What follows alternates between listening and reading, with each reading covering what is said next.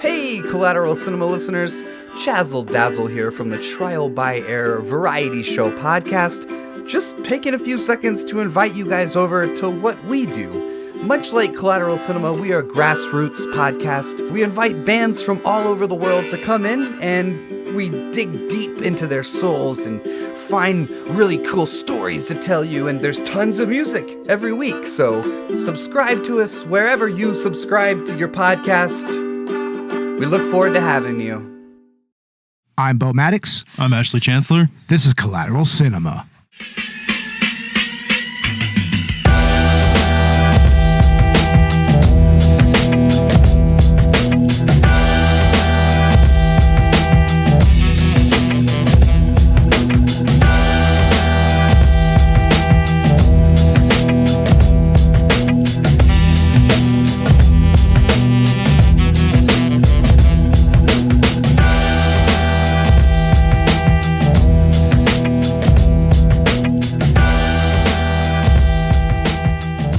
Welcome to Collateral Cinema, the only movie podcast that matters, where we focus on good movies, bad movies, and everything else in between in the world of cinema. We're podcasting straight from somewhere in South Texas, and yes, my friends, we are a 420-friendly podcast. So whatever you have, be it dabs, be it blunts, be it bongs, be it joints, smoke it if you've got it. What's going on, everybody, and what's going on, Ash? Well, you know, it's nice to be here amidst this pandemic and in the crisis. It's kind of, it's refreshing to be here just in this old studio, just me and you, Beau. And first of all, I mean, I guess we can just go ahead and consider this our Corona special. Yeah, pretty much. I mean, this is our social distancing episode, I guess, which we're doing terribly, by the way. Fuck. In the spirit of that, this isn't at the movies episode, but, you know, we decided to chill back and not go to public theaters with, you know, possibility of there being definitely more than 50 people in one group. So we decided to forgo the whole theater experience altogether this time. And yeah, we did some illegal shit, but we did it for you, for our fans. Yeah, we don't regret it at all, honestly. I have no fucking regrets whatsoever, just for the record. So, but yeah, that movie is Sonic the Hedgehog. Fuck yeah, man. This movie was awesome. Honestly, dude, I was surprised because I'd heard good things about it. But, like, I didn't expect it to be as good as it was. Seriously. I mean, the pacing of this movie is actually perfect for the story and for the characters, you know?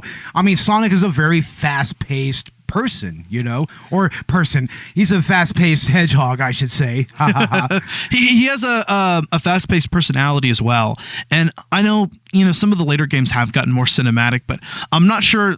I mean, I don't know. I haven't played them anything recent, but I'm pretty sure they didn't delve into his personality as much as they do in this movie. Yeah, I wouldn't even say in the animated series they really go that far into his actual personality, you know? Yeah, there was a surprising education here, you know, about depression, I think, and about the value of a community. Yeah, definitely. I mean, especially when it comes to social isolation, which, by the way, is rather pertinent now. It's pretty relevant. I mean, we waited a while to do this. We didn't watch it as soon as it came out, and yet I'm kind of glad we have the perception we do now, because I think now more than anything we realize, you know, that that pervading sense of need for companionship. And some of us are more introverted than others, but we all have that. I guess we're getting too real here, but I think Sonic the Hedgehog really portrays that aspect of his personality. Definitely. I mean, I really love the message of the movie and also just the overall attitude of all the characters. Like even Jim Carrey as Robotnik, which, by the way, 100% makes this movie. Honestly, even when we all had doubts because of the bad redesign, the infamous original design, I should say. Oh yeah, we can't talk about this without bringing that up, right? I mean, and we will. But I remember even amidst all that, a lot of people were saying Jim Carrey is going to carry this movie, which in the end, the movie actually carried itself pretty well. But I remember just knowing that Jim Carrey would make this. I actually think both Jim Carrey and Sonic as a character carry this movie. Honestly, they did, and that's what surprised me, I think, is as much as I did care about Sonic, and as much as I did care about the main character. Yeah, what was his name? Take two. Wait, what am I? What are you trying to do with my phone, bro? What the fuck? I'm trying to do some research, okay? Jesus Christ, bro. Here, I'll go ahead and open it up for you. Just don't fuck with any of my shit. Here's Google. There you go. Find fuck it. Google. I don't care. Just fucking search for it. All right. It's my phone, damn it. But anyway, I really like the screenplay for this movie. Like I said, it's fast-paced. It doesn't have a lot of filler, which is awesome for a movie like this. I mean, usually these types of kid movie adaptations of like video game properties or whatnot, it's usually very watered down. Like, I mean, there's a lot of filler content that's just kind of there for no reason, but you don't have that with this movie. No, every scene feels like it matters. And I think the relationship between the characters, Tom, Donut Lord, and Sonic. Hey, don't forget about Pretzel Lady. And Pretzel Lady. Yeah, and honestly, what a positive relationship that they had in the movie, too. That really was. I mean, that was so wholesome. It was. Like, she supported him no matter what, even though, like, she didn't necessarily agree with him and what he wanted to do. It was worth noting. And there's a lot of little things like that in this movie that's honestly surprising for, a family movie. Yeah, they really played well off of each other, honestly. Yeah, and especially, the main two, which is odd because I think Jim Carrey is built up above Tom, but... Well, yeah, arguably. The relationship between, the forefront here, which is Tom and Sonic, really... I would say it's the focus of the movie, and it's the main dynamic that drives the plot. Certainly. I mean, the dynamic and the chemistry between Sonic and James Marsden, that's who that is? James Marsden, yeah. And it was Ben Schwartz who did the voice of Sonic. Yeah, which was really, really awesome. I mean, he really carried the torch from Jaleel White. Because, I mean, a little fun fact for all the younger listeners of this podcast, the dude that played goddamn Urkel was also Sonic in the original cartoon series. You damn Gen Zers. Oh, don't tell me you're going to okay boomer me. Okay boomer. God damn it. Insert okay boomer girl meme here. We need to... We need to what, Ash? Dude, I'm fucking out of it, bro. This episode, I don't even know what the fuck we're doing. Okay, so Sonic. Like Sonic. Oh my God. You did not just pull that meme out of your ass, did you? Oh my God. No, but seriously, I'm surprised it took me this long to go see this because I was really interested in it. And honestly, I think it's setting a precedent now for video game adaptations. Video game movie adaptations, I should say. Because up until now, we know that movie adaptations of video games are historically known for being bad, or B-rate at best. And this kind of represents a shift in that dynamic because we've got a AAA, studio behind this. On top of that, it is a AAA studio that develops the games, I should say. And on top of that, it's actually good. And that's something new to the world of cinema. And I think that's something new for the world of gaming, which is kind of why we partnered here on this podcast and did kind of a collateral gaming special. Exactly. And when you really think about it, it's almost starting to parallel comic book movies a little bit, right? That genre eventually kind of had that shift. It started off like pretty solid, but also really shaky for a little while. But then it started to gain steam later on down the line, especially when we started to get towards the MCU and everything. Yeah. But I mean, I think that this is definitely an upward trajectory for video game movies. It is. It honestly is. And I hope that other studios look at this and say, I think it could lead by example. Definitely.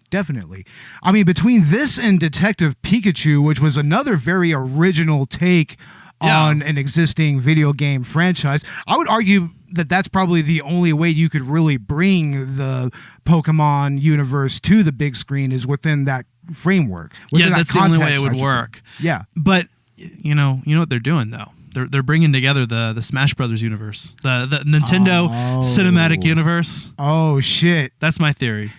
You need to try to make that an actual theory online. Go in r/fan theories and just put that out there, because I love that idea. A goddamn Nintendo universe. Dude, I kind of had this. I kind of had a thought like that once, and you'd have like kind of more like a gritty like Mario. I honestly feel like Zelda would only work as a TV series. I was thinking about it. You could do each season represents a game, and basically just do like the console games. That is perfect, actually. I mean, it's the only way that you could really bring such an overarching storyline in each game to the screen of any size, big or small. Look honestly. at The Witcher. Yeah. The Witcher and The Last of Us also. And that's going to be badass. That's going to be amazing, honestly. Looking at the success of The Witcher, that's also an upward in cinematic video game portrayal and adaptations. Yeah, The Witcher is pretty much being seen on the same levels like Game of Thrones or something like that, right? In terms of production quality, that's another trend that's on the rising. Historically, TV shows have been seen as lower budget, and now we're finally getting to see TV shows that are, high quality production value, like Game of Thrones, like The Witcher. And it's really interesting for me because that's what I've always wanted to see, because I knew that video games, for instance, could end up making good movies. We could just do so much more. And, we're learning now that people's attention spans are longer than we thought they were. People will binge watch TV series. People will listen to 3-hour podcasts. Well, here's an interesting thought about that. I would argue that this particular trajectory of actual good video game adaptations probably didn't start with a video game movie recently. I would argue that it started with the Lego movie, because that showed the possibilities of what you could take a specific property and you could take it and make something really unique and really original with it. And I don't really think that Sonic the Hedgehog gets to those levels, but I'm actually kind of wondering if there's a sequel in the works for this. Lord and Miller should do this movie. They should 100% write and direct the next Sonic the Hedgehog movie, because I think that they could perfectly encapsulate that entire franchise and continue upon what was established in this movie. Yeah, honestly, no, this game is definitely leading up to a sequel, and you can tell that there's room open for this game. The game already had a sequel. Sonic the Hedgehog already had a sequel, dude. This film, based on a game, leaves a lot of room open for a sequel. And, we're not going to go, into the spoiler territory, but we've got the characters left in interesting places that basically sets up the framework of the Sonic universe. It definitely does. Yeah.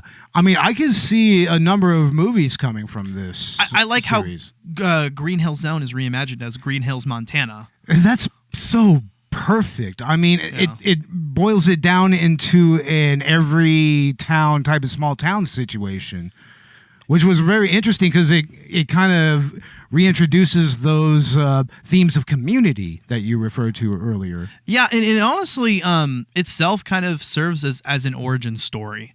We'll divulge that, I think, based on the positions that these characters are in. Yeah. More than anything, feels like an origin story. But also, I love the idea of Green Hill Zone being a place here on Earth. It's like that kind of puts the original Green Hill Zone into an interesting context, as far as I'm concerned. It does. And if you look at the original Green Hill Zone, I mean, it's something else. It has its own backgrounds. So it really is a reimagining. But, in that way, it still exists as that starting area in the game, the area that definitely feels more safe, where the adventure starts. Yeah. And the movie really does start there, short of, a short intro prologue segment, where they kind of set up the stage. Yeah. But, which if anything would be more like the beginning cutscene of a video game, right? That's really what it feels like, honestly. And right. It's an interesting cutscene, honestly. It's a really cool intro. I've heard that there's been a lot of faithfulness to the source material in this, which is weird because this entire thing, to me, seems like a reimagined, like modern Sonic, but I don't know enough about the Sonic universe to really say. Well, let's think about the actual Sonic games themselves. Right. I mean, let's think about Sonic 06. That's an infamous fucking game. But That's a game where Sonic is actually in a small town interacting with everybody.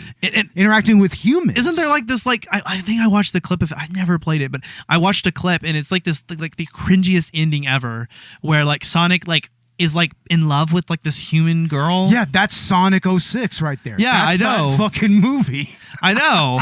And that game, right? Oh my God. I still don't understand that. It's like, is this shit fucking Zelda now? Is that what fucking happened? Don't compare this to Zelda. No, it's like, is this shit turning into Zelda? No. I would hope not.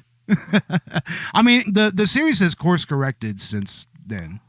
Yeah. Game-wise. Well, I heard a lot of people kind of praising the whole Sonic Forces thing, but to me, the trailer just still seemed too cringy. It's like Sonic took itself too seriously. Like, Mario knows that Mario is a kid's game. I feel like, aside from the way this movie handled it, and I'll get to that in a second, but a lot of, more recent video games and the, just kind of the whole culture has treated Sonic like this epic thing, or it's not, you know what I mean? Don't take yourself so seriously. And I feel like this movie kind of brought it back to that grassroots. It's a fucking hedgehog that runs fast at its core. Yeah. And this movie perfectly captures that. And the jokes were definitely aimed at children. No, there's no getting around it, but I actually laughed, Oh, it was fucking hilarious, honestly. I mean, I especially actually liked Sonic's dialogue in this movie because, there are a few moments where he brought up some cringy, like, stuff that could probably date this movie within a couple of years. Yeah. Like, especially that, I'll go ahead and spoil it. We've all seen it in the goddamn trailer, the flossing scene. It repeats twice. He does it twice in the fucking movie, very briefly towards the end. That's one thing I am going to go ahead and spoil. Yeah, watch out for the flossing scene. The fucking flossing, I know. The flossing scene. That scene is going to go down in infamy. It's going to be like the raft scene from The Burning. Like, seriously. This movie is definitely aimed at the Generation Z, I think. That whole, just the Fortnite subculture. I would say that even in spite of that, it still brings in the old school Sonic fans. That's what I am. I'm an old school, original Sega Genesis Sonic fan. I played the first 3 games plus Sonic Knuckles on the Genesis. It's like, and this still appealed to that part of me. It had a lot of the actual gameplay mechanics in the movie. Like, for instance, the spin attack is there. Yeah. Like, Robotnik or / Eggman, like, he's actually referred to as both in this movie. They developed the reason for that nickname, which earned the ire of a lot of fans, I remember.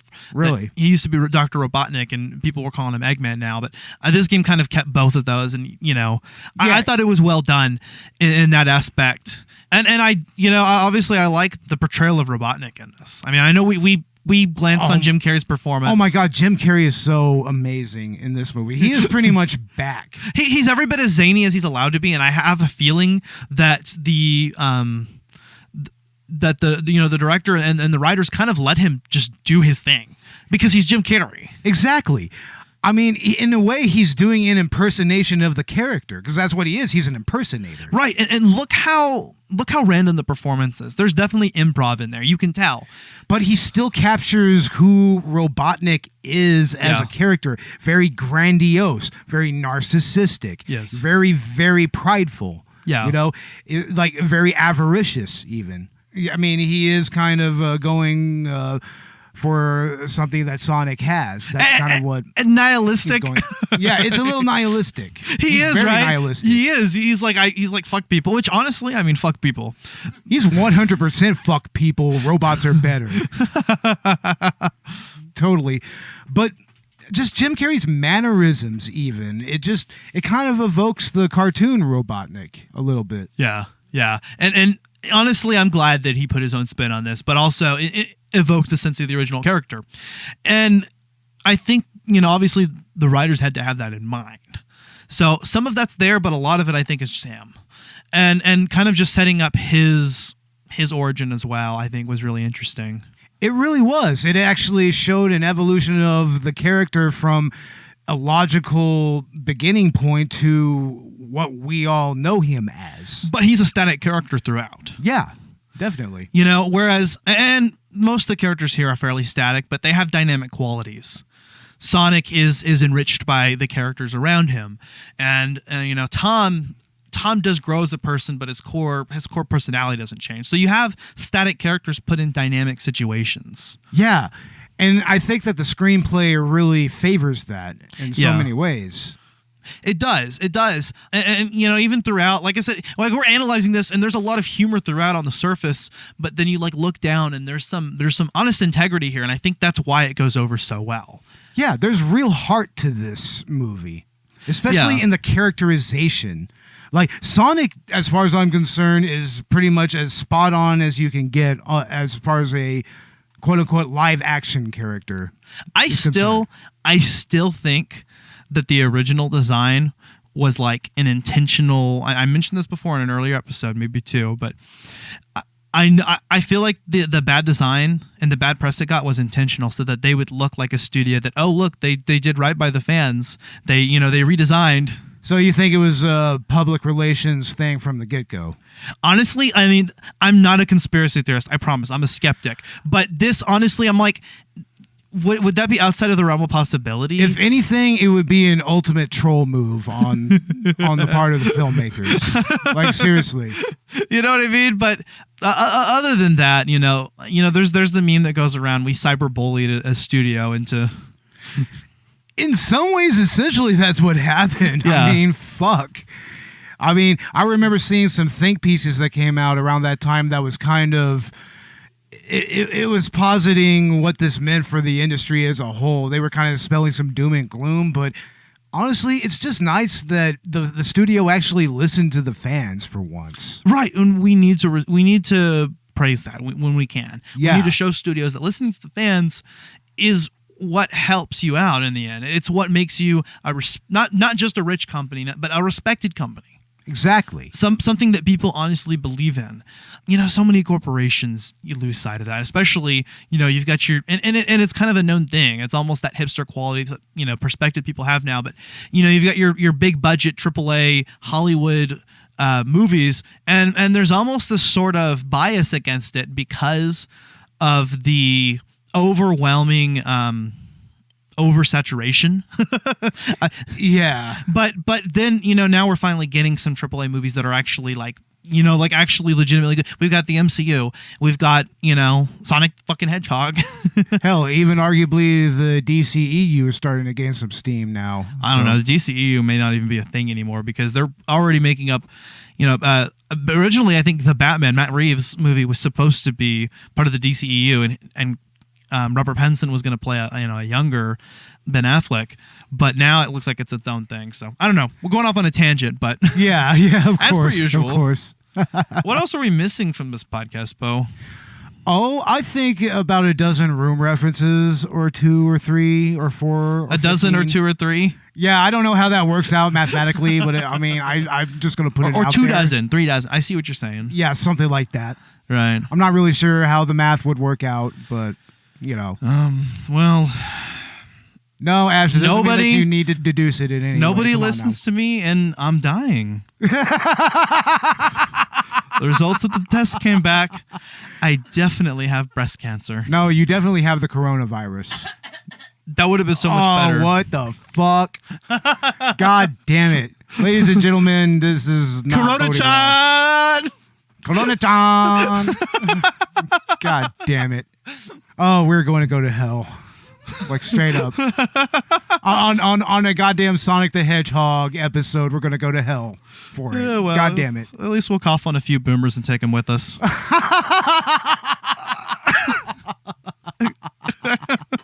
Oh my Lord. Folks, I don't make this clear enough. This is satire. 100% satire, ladies and gentlemen. Please don't take us seriously when we go doing these things. Yeah, I mean, I think we have our own Deathbringer here in the studio. I think. But fuck, man, Sonic the Hedgehog. Sonic the fucking Hedgehog, man. This movie is a joy to watch. It really is. Honestly, you know, I had an enjoyable time watching this, and I just watched this morning. I expected it to kind of enjoy it and say, hey, yeah, that's pretty good for a video game adaptation, you know, aimed at kids. And I walked out of it except we didn't walk out of it. I just, got up from my couch and went to work. But I came out of it, honestly, I'm surprised. Honestly, I was really surprised by the story itself. Yeah. I mean, it actually makes sense as far as the world that it's building is concerned.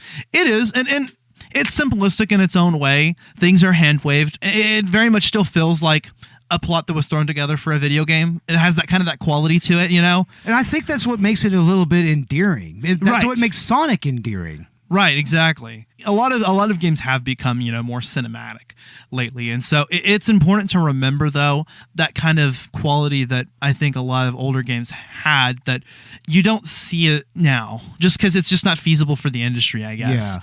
But like you said, and just the idea of gameplay first, story later. You know what I mean? And this movie brings that into it despite being a movie. Yeah. Certainly. You know what I mean? Certainly. That quality that came out of that anyway. I mean, it is... In essence, it's its own plot, obviously, but... What do you think about the action scenes themselves, as far as the movie is concerned? Action scenes were fairly tense. You know what I mean? Like, I was actually kind of suspended, and the effects were great. Yeah. Cinematography was spot on. Yeah, it really kind of had a flow to it that had its own logic, but that logic kind of made sense, Yeah, and you can even tell that in the trailer, The movie has, it has the cartoonish feel to it, but at the same time invoking a sense of realism. And you see that in the fights. Definitely. I mean, it doesn't try to mask what Sonic is. I mean, he's a very fantastical character, and obviously CGI and everything. They make no attempt to really kind of blanket over that at all.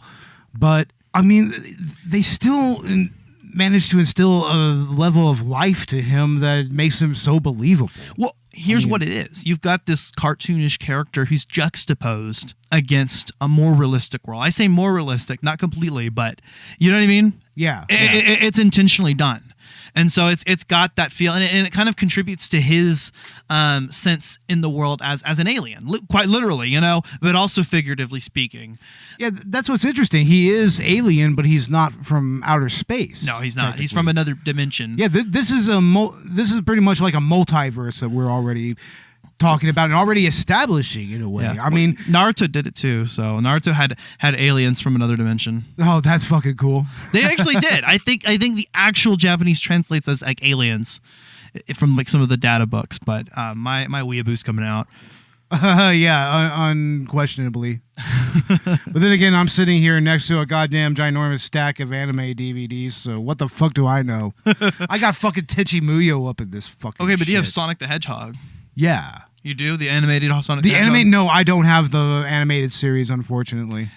I know that's not quite anime, but I feel like it belongs with it. Depends on which one you're talking about. I mean, there's the original cartoon from the 90s, which is kind of fucking nutty as fuck. It's really random and out there. And then there was a later series that came on maybe 92 or something like that, I want to say. Maybe earlier, I don't know. It was a little more serious and it was a little more grounded, but it was really, really fucking cool. I remember it actually very fondly as a kid. Mm-hmm. What original Sonic property brought you into the series, Ash? I gotta say, I really can't remember. It's been ingrained, in my childhood. I can't really remember the first Sonic game I played. It was one of the older ones, one of the originals for sure. I think my aunt and uncle had like a modded Xbox that had a lot of like Super Nintendo and Nintendo games. It was really cool. It was back in the time when people were doing that to their the original Xbox. Oh yeah, that was an interesting modding and hacking community that arose around the Xbox. Yeah, so when I'd go over to their house, they'd have several of the Sonic games, including my favorite was the Sonic 3D Blast. Sonic 3D Blast is fucking awesome. That was fucking really great. Is. Honestly, I have a lot of love for Sonic Spinball. Okay, yeah. Because, I mean, I happen to be pretty good at pinball in and of itself. I mean, you get me on a pinball machine, I could probably get a decent fucking score, But also on pinball games, I'm also really good. And Sonic Spinball is one of my favorites when it comes to video game pinball games on, like, the 16-bit consoles. Yeah, Pinball for me though. Pinball for me is the pinball that was on Microsoft Windows XP. Oh, that was the same for all of us. Space pinball. I mean, we've all played that. Come on now. I think it would actually be cool for somebody to make like a pinball emulation, kind of. Honestly, where did pinball go? And they got rid of MS Paint. MS Paint? They got rid of MS Paint? Yes. What? I mean, they also got rid of Internet Explorer, which I guess is good, but I haven't used Windows since like Windows 7. I'm still sitting here with goddamn Windows 10 on this fucking dinosaur computer. See, I never even got much practice with Windows 8 or Windows 10. I pretty much converted to Mac at Windows 7, so. Oh, I see. But anyway, I'm not gonna nerd out on Apple here, bullshit. Yeah. God damn it. But yeah, Sonic the Hedgehog. Yeah, Sonic the fucking Hedgehog, man. What else is there to say about it? Did you ever play the Dreamcast Sonic games, the Sonic Adventure games? I believe so, yeah. Oh, man, I have a lot of great memories playing that game because I really like the Xbox. I really like the Dreamcast. The Dreamcast is a great console. Oh, who doesn't? Yeah, isn't the original Shenmue on Dreamcast? The original Shenmue? Or was that on Genesis? No, that was Dreamcast. No, the original, that was definitely It was Dreamcast, definitely. And also you had the House of the Dead games that those ports were pretty awesome from the arcade. Yeah. Yeah. It had a pretty good Mortal Kombat game, I remember. I honestly didn't play many of the Sega consoles, but when I was growing up, like Sega was already not a console maker. Yeah, I remember squarely when Sega was a console manufacturer, and they were straight up competing with Nintendo. Yeah, those were like the good old days for me. It was Sega and Nintendo. Yeah, and then there was the Dreamcast, which was it. I can't remember if it was the equivalent to the Nintendo 64, if it was the equivalent to the GameCube. It was. I think it was technically supposed to get a leg up on like the PlayStation 2 and the GameCube and everything. Really? Yeah. Okay. But then Xbox released and kind of changed the market there a little bit. Because it was either rivaling then with the PS1 or the PS2, like you were saying. I can't remember. Maybe it's just somewhere in between those two periods. And I want to say that it was kind of like the Nintendo Wii of its time. Kind of. Okay. If you want a more modern analog. But the Nintendo Wii was massively popular. The Dreamcast is seen as a very underrated console. I would say just as far as the fans of the console are concerned. Yeah. It's kind of on the same level. Yeah. I mean, it was their last console, so. There's still people modding and creating games for that shit today. Even in Japan and here in the States, I think. Honestly, what they should do is release like a Sega Classic, like a Dreamcast Classic or something, or at least a Genesis Classic. I won't. No, they have a Genesis Classic out already. They have a Genesis Mini. It's like $80 or something like that. I have the PlayStation Classic Mini right here, and I have it modded with RetroArch, with Auto Bleem. I have a bunch of different PlayStation games on it, all kinds of MAME ROMs, all that shit. I mean, I'm actually well involved in the whole emulating ROM MAME community and all that. That's badass, dude. I remember it was kind of a struggle getting Zelda CDI because we had to emulate that for our Zelda CDI episode. Yeah. Interestingly enough, I think I have a CDI emulator on the RetroArch. Do you? Maybe we could do Zelda's Adventure on there when we do that episode. Yeah. I mean, I think it has a bunch of core emulators for pretty much anything you could think of. Like, yeah. Pretty much. How many Sonic games do you have on there? I have all of the original Genesis Sonic releases. Fuck yeah. And I think I tried to get Sonic CD, but it wouldn't really download properly, so... Yeah, you know. I'm Sonic, a little ball of super energy in an extremely handsome package. On my planet, people were always after my powers, so I came to yours. It gets a little lonely, but that's okay. I am living my best life on Earth. What? Ow!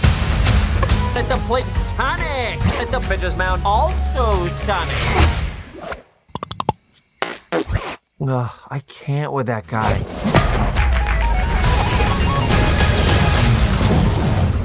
Uh-oh. Super Sonic! you hiding out in my garage? They're coming for me!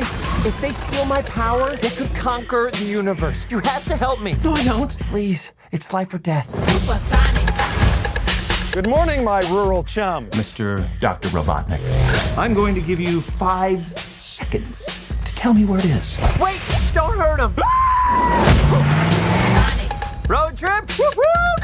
This can't be happening to me. Oh my God, stop the car right now! What? The world's largest rubber band ball? We gotta see it! No, this is not some fun family road trip. You're right. It was lame. Gift shop was cool, though.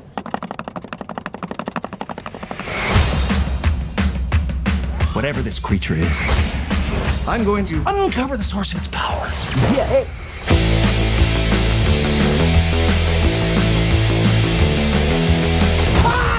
I just thought you might like a latte with steamed Austrian goat milk. Of course I want a latte. I love the way you make them! We gotta lay low. Let me show you how it's done. So should we get out of here? Yeah, time to go. I always want to do this. Nailed it! Uh-oh. Let's go! Here comes the boom! How are you not dead? I have no idea! Oh, give me a big fat break! That was an illegal left, by the way.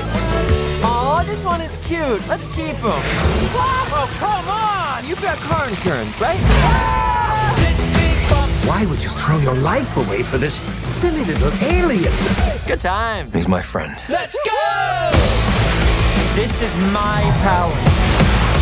And I'm using it to protect my friends. Let's go! So, you're supposed to be Tom's best friend that he won't shut up about. Well, I don't see the appeal.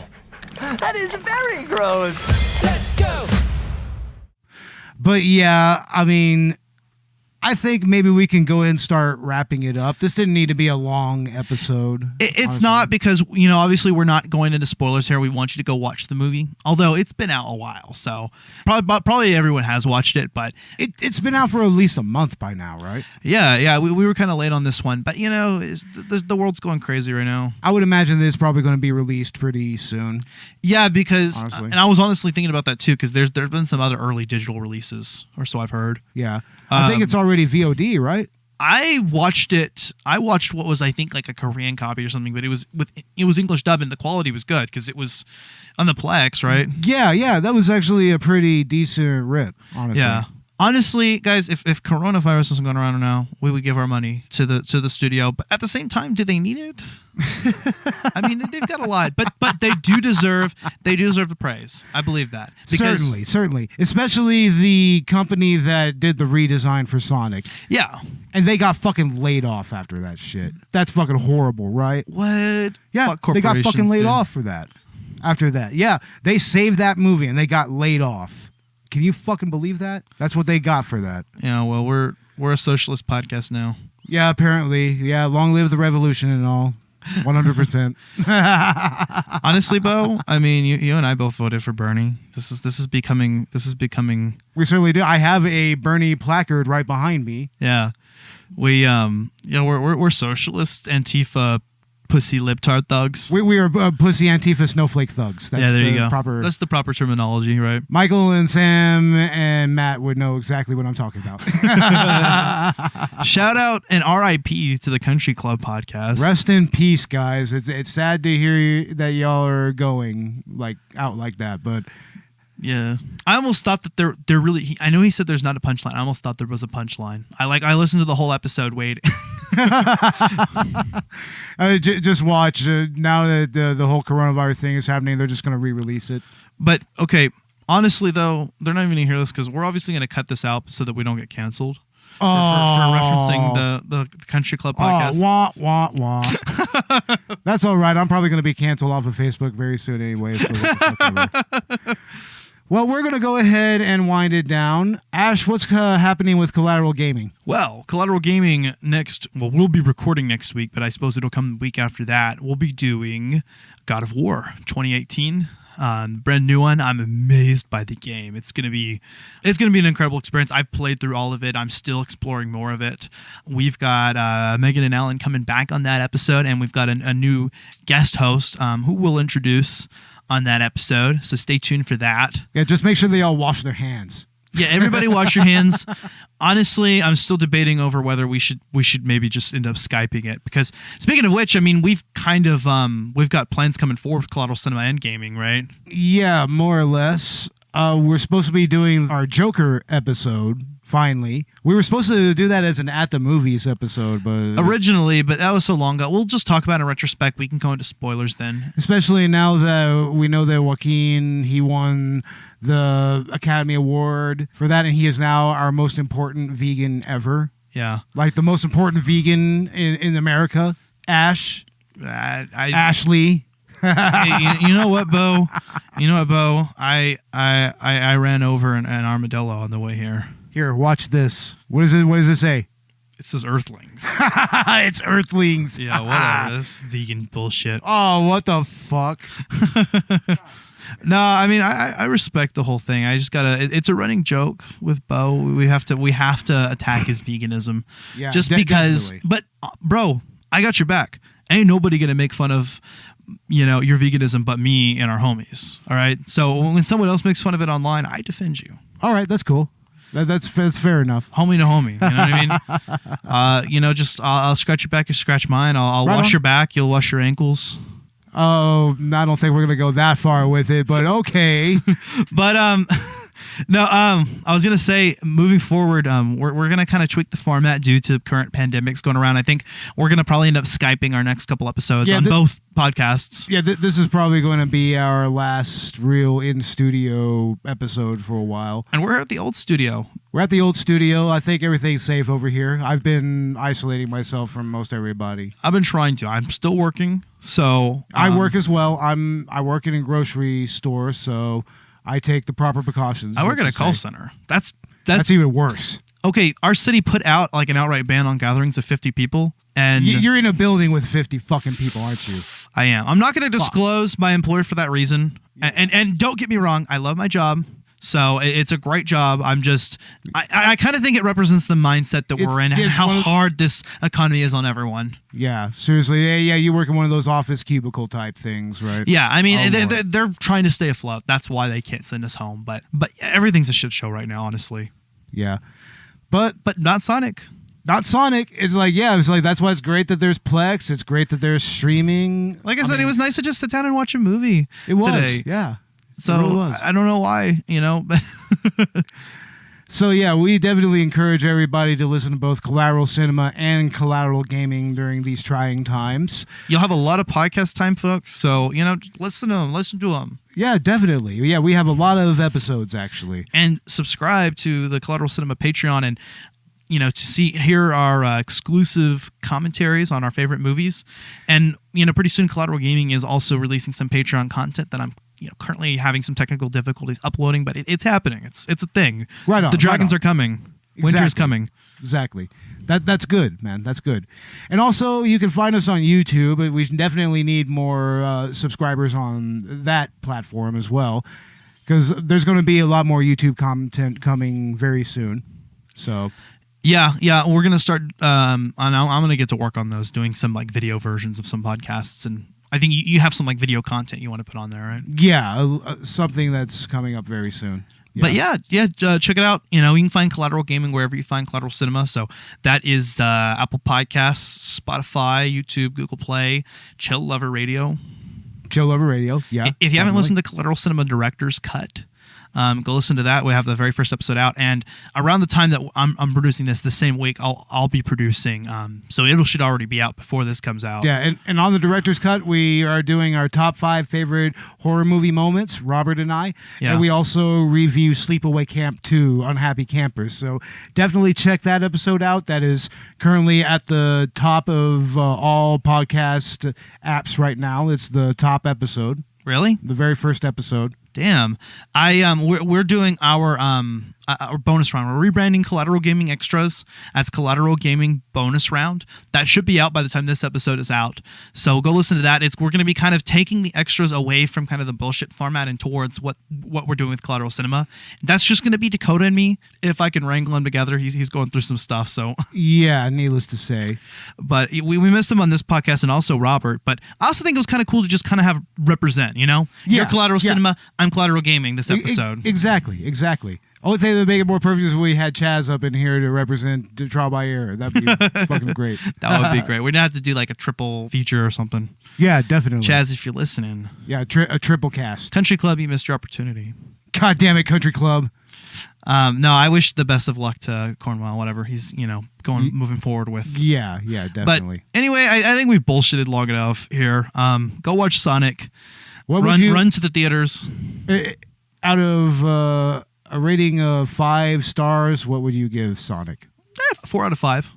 Solid 4. I think that it's a solid 4 as well. It's not like anyone's magnum opus or anything, but it's a refreshing direction for movie adaptations of video games, and it's actually pretty damn good. So yeah, I'm looking forward to future video game adaptations. There is a new Mortal Kombat movie coming out very soon. We've got high hopes for that, yeah. Yeah, Blumhouse is doing it, so... We are planning on doing, at some point, some kind of Collateral Gaming, Collateral Cinema special with Mortal Kombat movie and a Mortal Kombat game. So. That is going to be a lot of fun. Whether it's the old Mortal Kombat movie or the new one. Dude, we should do this whole thing where we do the Final Fantasy VII Advent Children movie, the original game, and the remake. That would be badass. We have so many plans, and I'm kind of tweaking the format next season with Collateral Gaming. We're doing something a little bit different that I think is going to work better, so stay tuned for that. But anywho, go leave us ratings, reviews, follow us on social media. We're on both of us, Collateral Gaming, Collateral Cinema, are on Facebook, Twitter, and Instagram. So Beau and I are also both on Facebook, Twitter, and Instagram. Yeah, follow us and find out about our lives. Also, I believe that you can find Robert and Dakota there as well. You can find Robert and Dakota, but right now they're dead to us, so. Oh. Wah, wah. I called both of them and gave them an opportunity. We're in Lake Hills. Yeah, and I know. They're here. They're nearby. They're not far. They really aren't. We're going to have to call... Are we going to have to do an intervention? I think an intervention is in store for everybody. I think an intervention is in order, but... So I'm going to do this podcast by myself. I'm just going to talk about dumb movies just all the time. It's going to be a shit show. Well, anyway, guys, go watch Sonic and... yeah, go watch Sonic, definitely. That being said... I'm Beau Maddox. I'm Ashley Chancellor. And this is Collateral Cinema and Collateral Gaming. Ouch. Ouch.